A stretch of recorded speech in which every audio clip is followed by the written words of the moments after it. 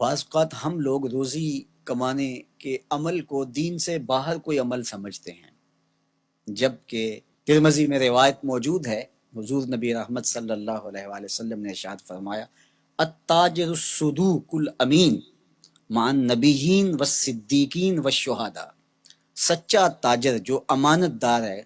وہ نبیوں کے ساتھ، صدیقوں کے ساتھ اور شہیدوں کے ساتھ ہوگا، اور جو محنت مزدوری کر کے کماتا ہے الکاسب حبیب اللہ، جو کسب کرتا ہے، محنت کرتا ہے، مزدوری کرتا ہے، کتنا بڑا اعزاز ہے کہ اللہ کا حبیب قرار پایا۔ تو رزق کمانا یہ ہمارے دین میں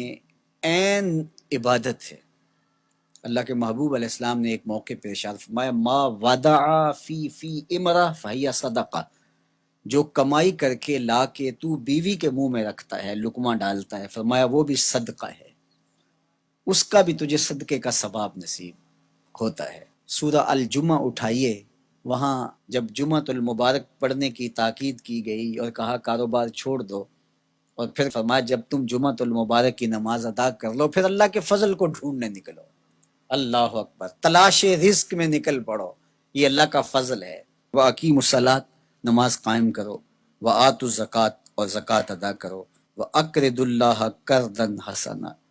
اور اللہ کو قرض حسنہ دو۔ کیا کرم نوازیوں کے رنگ ہیں،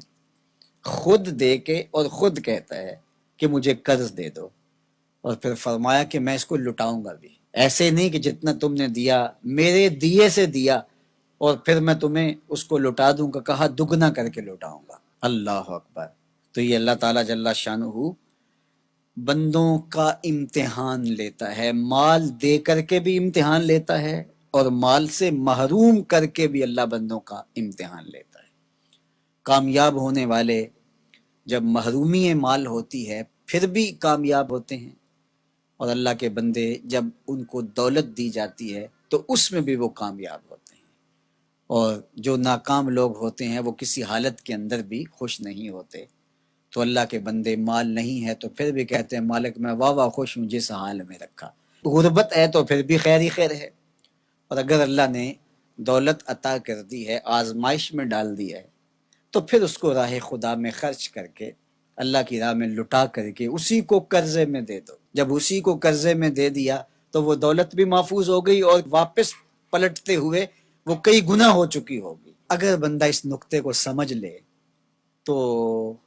کبھی بھی وہ راہ خدا میں دیتے ہوئے پریشان نہیں ہوگا کہ یہ تو میں اللہ کو دے رہا ہوں، قرضے میں دے رہا ہوں، اور اس کا وعدہ ہے کہ میں لٹاؤں گا ضرور، اور اللہ کے وعدے سچے ہوتے ہیں۔ اللہ اکبر۔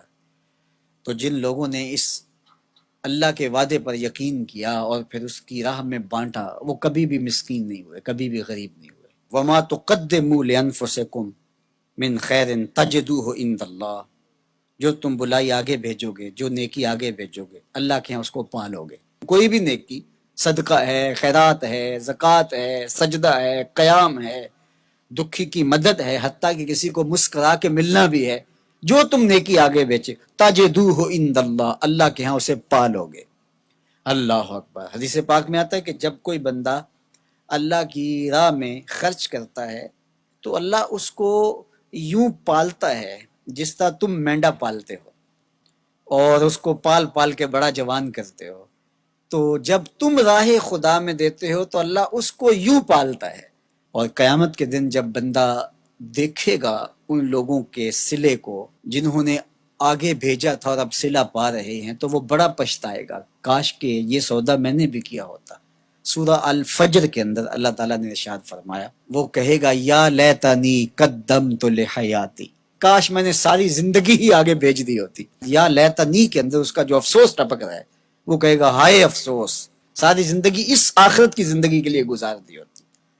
لیکن اس دن پھر پچھتانے کا کوئی فائدہ نہیں ہوگا۔ آج کا پچھتاوا کل کی بہتری کا ضامن ہے، کل کا پچھتاوا سوائے حسرت بڑھانے کے اور کچھ نہیں ہوگا۔